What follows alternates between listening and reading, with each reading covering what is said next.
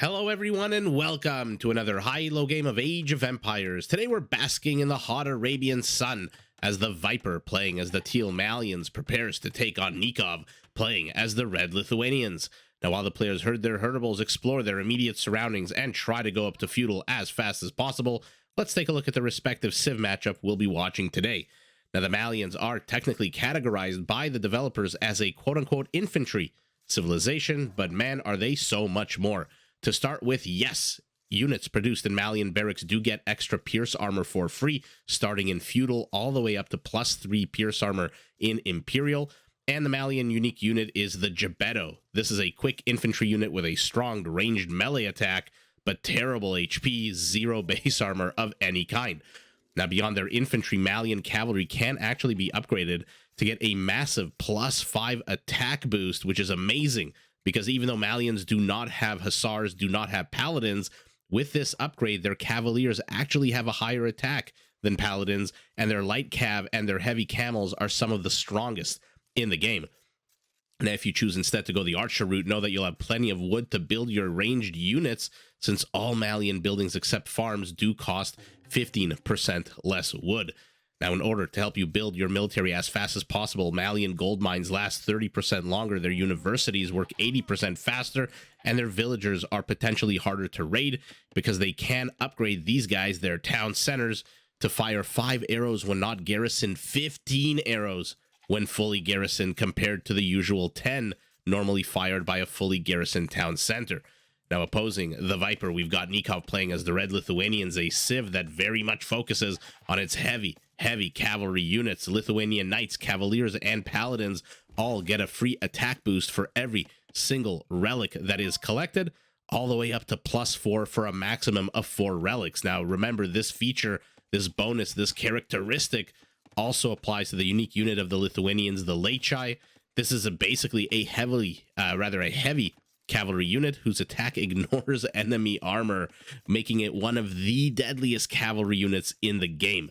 Now, to support their armies on the field of battle, Lithuanian spearmen line units and skirmishers do move 10% faster and can be upgraded to get even more extra pierce armor. I believe it is +2 with the tower shields upgrade.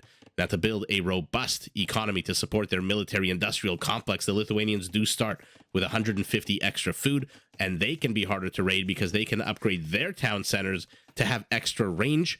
And I believe with this extra range, it does allow them to outrange most mangonels in the game. So we've basically got two civs whose features all include strengthening their town centers. We'll see whether we see a lot of raiding, whether we see a lot of town centers being built going down, whether the players even decide to upgrade their town centers. Not exactly the most common of upgrades, but while the players continue to establish their settlements in the Dark Age, let's take a look at where those settlements are, whether or not any player has any advantage over the other. The Viper, very much open to the east, completely open to the south, and completely open to the north. His primary gold, very exposed here behind some mountains, would do well to lay claim to these to take the high ground away from his opponent taking it. But forward gold, not in the safest of spots. Wood lines a little bit further away from the settlement. Primary stone, nice and secure in the back. Nicov, also completely open to the west, completely open to the south, of the north as well. East, easier to wall off, but look how far away this wall off would have to be from his town center. His primary gold a little bit to the back, so a little bit of an advantage here for Nicov, although just like the Viper, would do well to claim this high ground as early as possible. Primary stone also very much secure in the back. So overall, just based on the location of the primary gold, I would give this to Nicov in terms of where the bases are located. Advantage, red Lithuanian, who is now moving forward with 2 militias, a scout cavalry, no kills on the board for either player. Viper, notoriously good at walling himself in, but this villager is trapped inside of here. I don't think she can get to the lumber mill. Okay, decides to destroy his own palisade, shoves her into the production line, and now she can start chopping down trees to her heart's content. I recently saw was it a short that the Viper put out, or a short video? I think it was a short, where somebody was attacking into his wood line, And he was just so happy that he managed to trap the person with, I think it was 3 or 4 gates, as well as a few palisades. I might be wrong. I think it was at least 2 or 3 palisade gates. And he was just so incredibly happy, and he just kept saying to the audience, I think it was a clip from his Twitch streams, or maybe Facebook, I'm not sure. You know, he was basically saying, you know, this is what you get. Try to raid my wood line. You know I'm the Viper. You know I've got insanely good micro here. My fingers click as fast as humanly possible, and did manage to trap the scout cav of his opponent. But in this case, in this game that we're watching right now, 15 or so seconds before Feudal does lose a villager. Not a good start here for the Viper, although he will reach Feudal only a split second after his opponent. Let's see, 1 villager down. Not the end of the world, but in Age of Empires, you know, things snowball, things accrue. We'll see whether the 1 villager kill ends up hurting him or helping him. For now, he has managed to push back Red Scout, but the 2 militias still here in the back of the base. No upgrades for them. Nicov probably realizing there is no point to upgrade these 2 men-at-arms. We'll see if the second I say that he upgrades them to men-at-arms. He has stopped producing them. Instead has a spearman out, no doubt, to deal with this scout cavalry from the Viper that now has 1 kill. So he has killed Nikov's scout cavalry here on the plains of Arabia.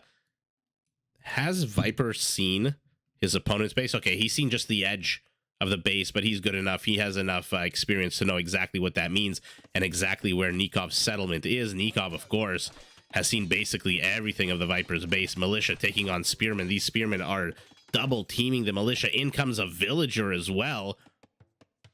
And now Nicov disengages, runs away, but 2 red dots coming across the map. A spearman, a scout cavalry. Neither player really investing significant amount of resources here in Feudal. Both sitting at 23 to 25 villager count, both sitting at 3 military. Not exactly a huge commit out of both players. Militia finally does die. And now the Viper continuing to produce spearmen. He knows he's going up against a very much a cavalry civilization. Although right as I say that, he builds an archery range, but already has a stable. So, Caster's Curse aside, the second I say, cavalry, the player builds an archery range. We'll see whether that's necessary. He does need 1 more structure to go up to castle, does Nicov. Although for now, neither player really banking any resources. Neither player anywhere close. Viper's army supply double that of Nicov, but it is in spearmen. 2 of them are basically on death's door. Not even a 3rd HP, less than a 3rd HP on both of these. But this archer is the real damage dealer here. If he can only catch up to the spearmen before the scout cav come and basically kill the archer, stable going up for our teal Malian as well. Viper, take a look. Just that 1 villager loss. I mean, take a look at the bottom right. I think these percentages are productivity time for your town center. So they're both pretty much identical. Not a lot of downtime for these town centers. So that 1 villager loss has now become a difference of 2 villagers 14 minutes into the game. We'll see what Nicov can do. We'll see if that's, like I said, I think Age of Empires is very much a game of snowballing. This spearman should go down.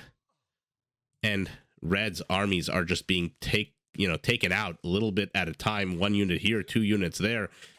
He needs to clump them. He needs to create a mini little death ball. For now, it does manage to get another scout cavalry. Does the Viper.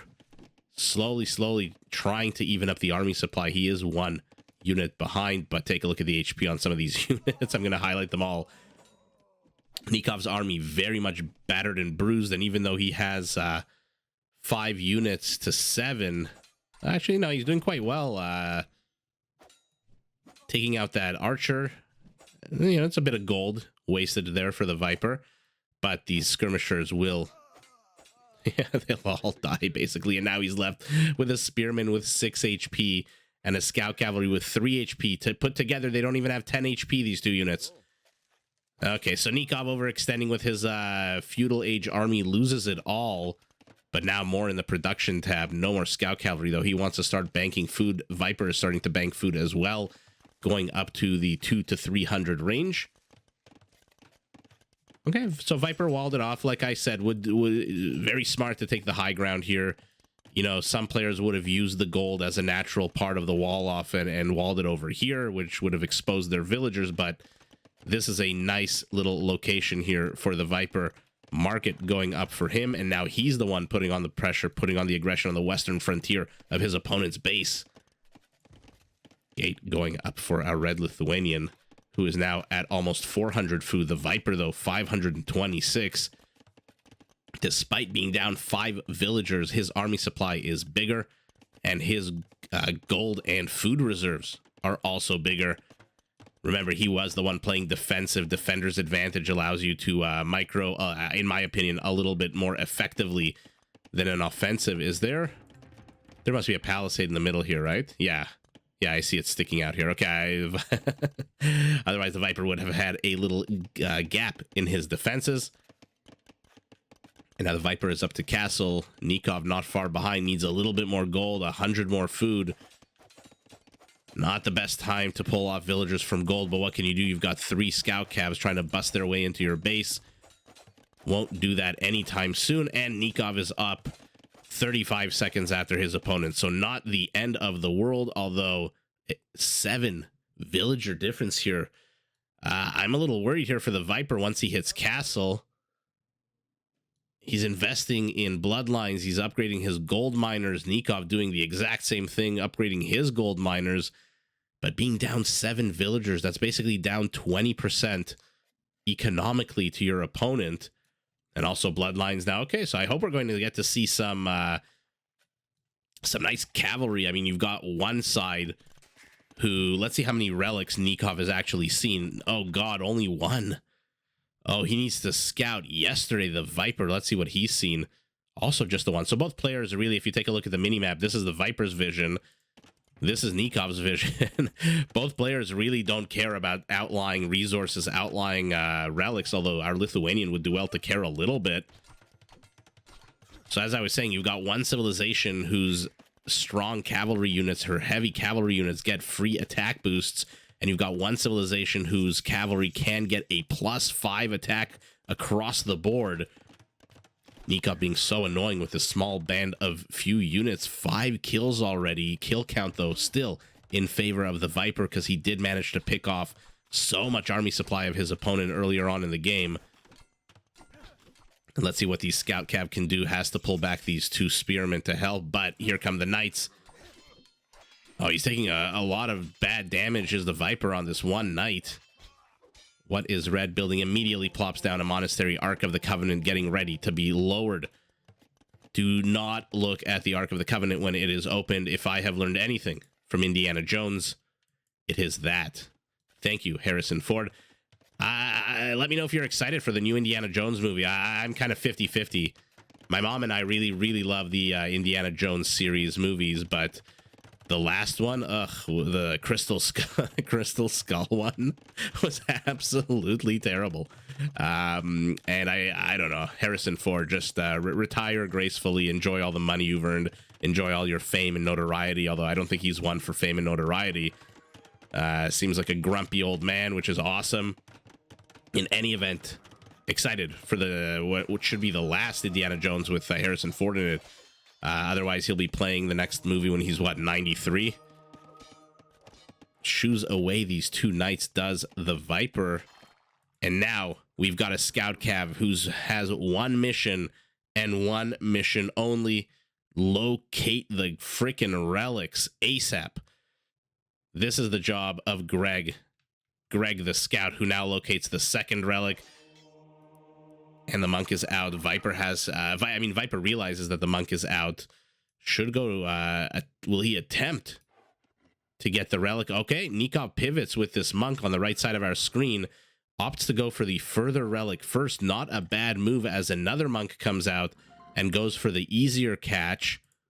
Viper also still exploring the map, has located this other relic to the north of Nikov's base. Nicov has done no scouting up here whatsoever. Parties disengaging, taking small little battles here.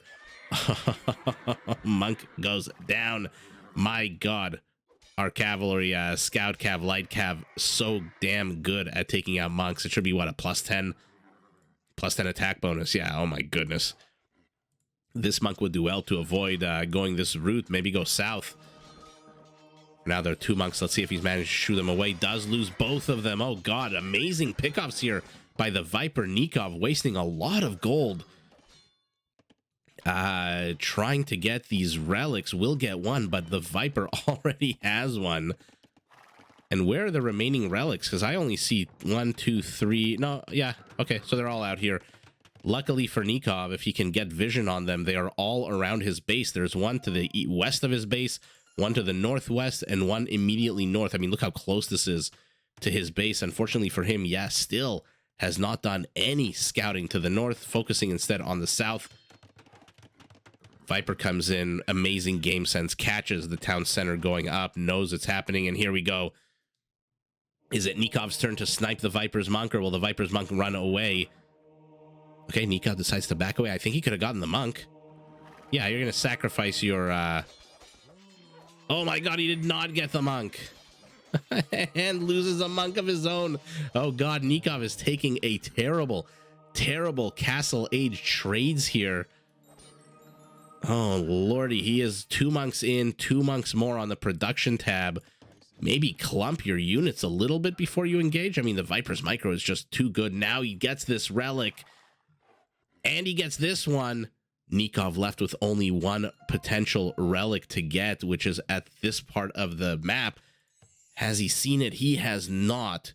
But what he has seen on the mini-map is these dots disappearing. Oh, sorry. Am I looking at the Viper's vision? Yeah, this is Nikov's vision. So the yellow dot that was, the white dot that was on the mini-map here has disappeared, which tells him that relic is no longer in play. And does not look like he's very interested in trying to get it. Moving here with 4 monks. Oh, did Nicov just throw away too many monks? What do we got here? Sanctity going, being researched rather for the Viper. Let's take a look at his monk. Let's see that HP jump 50% from 30 to 45. And he arrays his army here to be healed very slowly, actually. Okay. Like I said, the second I say anything, the second I say he's going to go left, he goes right. The second I say he's going to array his army to get healed, it moves away. But take a look at the HP of the monk, 45. Now that Sanctity Fervor being researched for our red Malians. So take a look at the walking speed now, 0.8. 15% faster than the 0.7 of Viper's monks. Oh, the Viper inadvertently leading his opponent straight to the relic. And now the entirety of Nikov's army here. Remember, he does outnumber his opponent army supply 23 to 21. Still has a big villager lead, but from 20%, it's down to 10%. And let's see this. The battle for the final relic. Will the Viper out-relic his opponent 4 to 1? Or go, go, go, go, go. Or will Nico manage to actually get a +2? Take a look at these knights. They are +1 attack, even though Nicov has no upgrades for them melee attack-wise. These monks healing. Okay, beautiful play here by both players using their monks to heal. But camels, with, I believe, the high ground in some cases, should be able to dislodge these knights very effectively. But the real story is here. Nicov managing to get a second relic does end up costing him a lot. And manages to garrison his monks, so they are nice and safe. Viper coming with a very aggressive center of the map castle. We'll see if this is for a push or whether he wants to establish a base of operations here. He does have enough wood to start plopping down military structures. Now, for some reason, exploring the south side of the map. And Nicov sitting on 2 relics. The Viper, though, sitting on 3. The Knights have a free +2 attack. Let's take a look at the attack on these Teal Cavalry. +1 only. Counter castle. The second he enters this zone, he is going to run away. Yeah. Okay. Not a terrible location for a castle. King of the Hill would do well maybe to make sure the Viper doesn't take control of this hill, though. But Nikov's army, or rather the Viper's army, now cornered here. Manages to convert a knight, but loses 2 monks. I'll let you decide if that's a good trade. Gold-wise, absolutely not. Now the Viper is inside Nikov's base with 3 camels, not the quickest killing units. You know, camels have very specific uses in this game. killing villagers and demolishing structures, in my opinion, is not one of them. Countering cavalry, I mean, yeah, that's a unit you want to have. Barracks going down for our Lithuanian. Okay, what is he going? He's got 2 camels, 5 knights, 9 monks. Oh, look at all these herbal medicines. So any units garrisoned inside the Viper's castle, inside his structures, will heal literally 6 times faster. Sorry, 6 times faster than you know, your standard garrisoning unit. Iron casting going up to Imperial age. Both players Viper with about a minute and 45-second advantage here over his opponent. And we know what that means. That means the second he hits Imperial, we're going to see some trebuchets out of him. Red circling the south of the base will get literally nothing done. There is nothing to accomplish here for Red. Maybe attempting to distract the Viper, but the Viper continuing to plod along. Now down only 11 villagers. University going up in the back of his base. Second castle. He wants to teeth this stone. But he's got to be careful. His army supply is quite small. Okay, instead of a treb... No, there's a treb. I was going to say instead of the treb, he's going for heavy camels. What are you, Mr. Blue Dot? You're a Gebetto. And we just learned the other day from a live stream, although by the time I post this video, it may be last week, a live stream from your mom, an awesome user. Oh my God, an awesome fan of the channel, subscriber and such, that what they throw is called a kapinga. I did not know that. Fantastic, fantastic. This game is so interesting to me. Every little aspect of it. There's so much to know, so many rules, so many mathematical formulas and whatnot. For now, though, the Viper managing to clear off this attempt to destroy the Treb quite well. Villagers coming to repair it, while the camels, these are not heavies just yet, but in 13 seconds, take a look. They'll be produced 33% faster. They'll be heavier, and they'll come with some more defensive armor. Still, though, only a +2 attack. Another castle going up for our Red Lithuanian. It is being shelled at. Will this even go up? It does not. It does not get canceled. A huge waste of stone here for Nicov.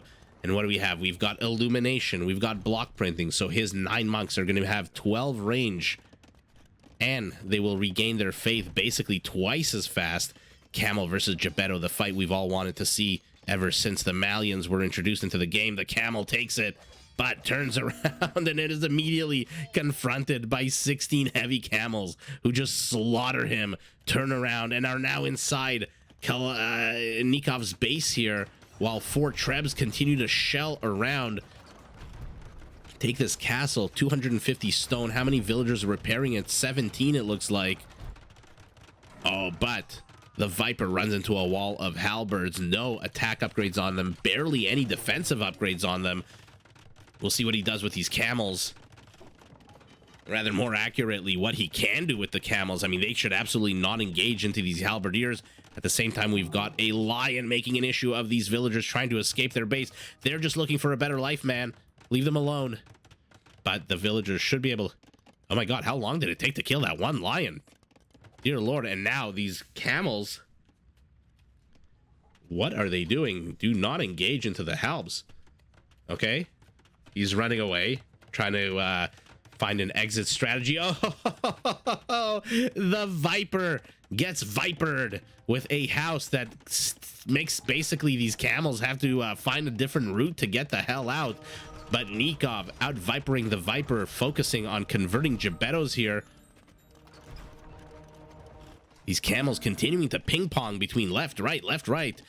Distracting. How many? 21 halberdiers. This is basically half of Nikov's army here. Basically doing nothing but trying to deal with a bunch of camels. Oh my God, is he going to get vipered again? Oh, if this house went up, those camels would all be dead. Nicov would enter this kill zone. And now the Viper ping-pongs back from the left to the right. But some light cav have something to say about it. Gebettos, though, should be able to clear these guys out. The question is how slow. No, they decide to go south instead. Nicov with the gunpowder units. I mean, technically, he's got the better army supply, 44. But again, half of it is stuck in the back of his base, doing nothing but chasing camels that are very much happy to ping-pong very much happy to ping pong back and forth, distract the majority of Nikov's forces. And what does Nicov ultimately have at the front here? 8 hand cannoneers, 10 halberdiers, and 2 Gebettos. Monk count down to 5. Bodies everywhere. Buildings destroyed everywhere. Teal, red, doesn't matter. I see a few dead monks. What looks like the monk attire here melting into the sand, but ultimately Nicov just reached Imperial too late. The Viper again down villagers basically the entirety of the game, ever since he lost that one villager to the berry bush that was here. Well, I mean, he didn't lose it to the berry bush. He lost it around the berry bush. Otherwise, my God, can you imagine Age of Empires introduces toxic berries or some kind of poisonous berries where if you forage them, your units actually lose HP? Yeah, never mind. Sorry, that's just my my crazy imagination. But yeah, let's take a look at the stats. Oh, sorry about that. I think you may have heard a click or two here. 26 camels for the Viper. Surprise only that low. 37 halbs. APM identical. Although for the Viper coming in just a minute or so ago for Nicov, basically in the earlier stages of the game.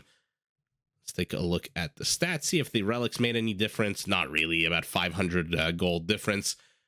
Wood going to Nicov. Food to Viper. Gold and stone to Viper as well. I mean, this is 3,000 difference here. 1,500 or so difference in stone. But my God, what a I mean, I don't know if it was intentional by the Viper to ping pong between the sides of the base here with his camels, or whether he was just looking for a way out after Nicov vipered the Viper.